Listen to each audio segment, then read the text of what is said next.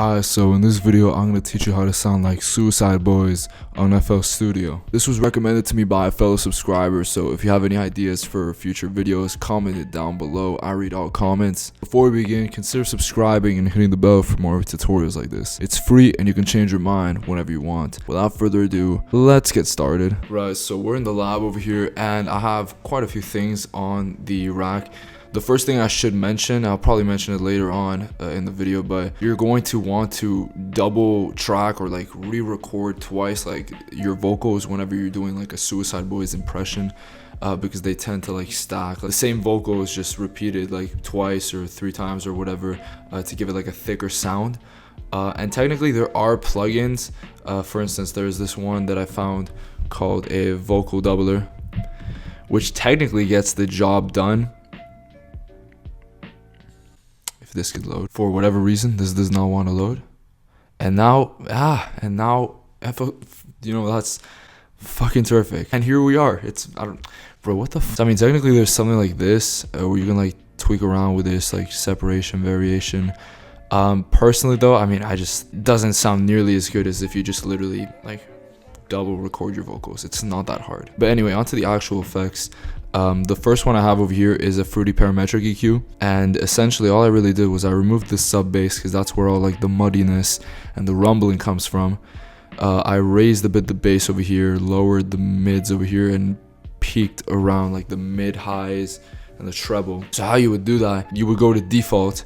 One of these would be over here. I would go to type, high pass, and then order steep 8.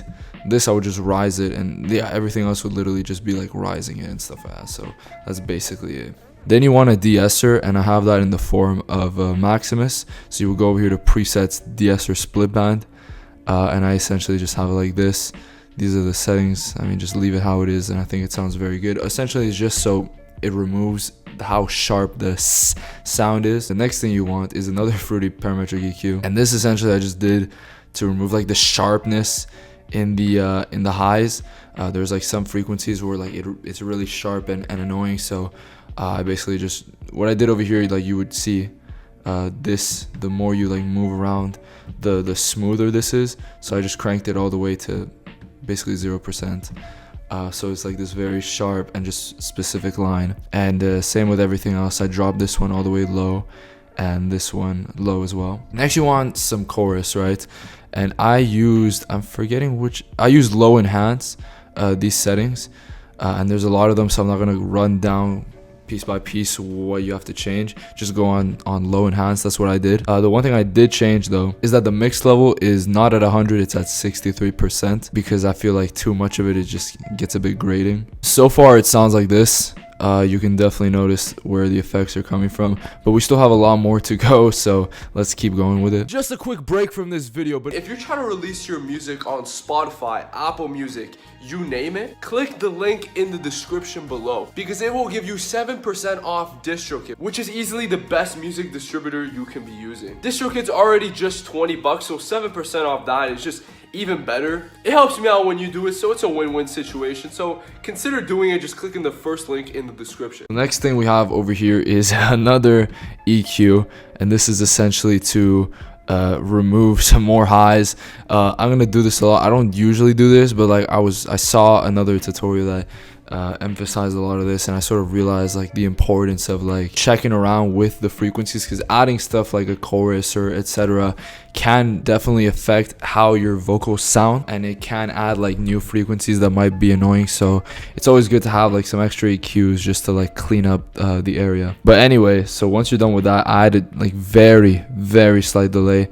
I really didn't change anything over here. It's literally just default, but I have the mix level at just 4%, because it's really just like a small little detail. It's not anything too important to the mix. Now, something that is important and is going to make your vocals sound bare crispy is the sound gradizer, which I put at about like a 75%, and I'm going to show you right now. Like, you can definitely tell how crispy it sounds. So you can hear it, and yeah, I mean, it makes the vocals extremely crispy, extremely just sharp. But anyway, we have one more thing left, and that is the reverb, right? So these are the settings that I chose. You can copy it down. I'm just gonna go step by step. So I have the high cut at about 4.5 kilohertz, the low cut at 955 hertz. The room size I have at 100, the diffusion at 100, the speed at 33. The mod I did not, I just kind of left it at 0. The cross at 500 hertz, the high dampening at 4 kilohertz, the bass at 100, the decay at 2.7 seconds. And as for this, I have the dry at 71, the early reflection at about 40%, the wet at 94, and I added some stereo separation at about 61%. Now, do keep in mind, especially with reverb, you really want to check with the beat to see how it sounds, because it can sound very good a cappella and then you listen to it with the beat and maybe the reverb isn't enough, maybe you need a little more, maybe you need a little less. So I know I'm doing it now a cappella because I don't have a beat to use as an example, but if you are, obviously, all of you are using a beat, so I do recommend like playing around and like listening to yourself over the beat, even if you're not recording, just to see how it sounds, because that is extremely crucial. Yeah. So obviously, like, the second vocals aren't 100% matched or synced with the first, but you have a pretty good idea and you can tell how it sounds way fuller.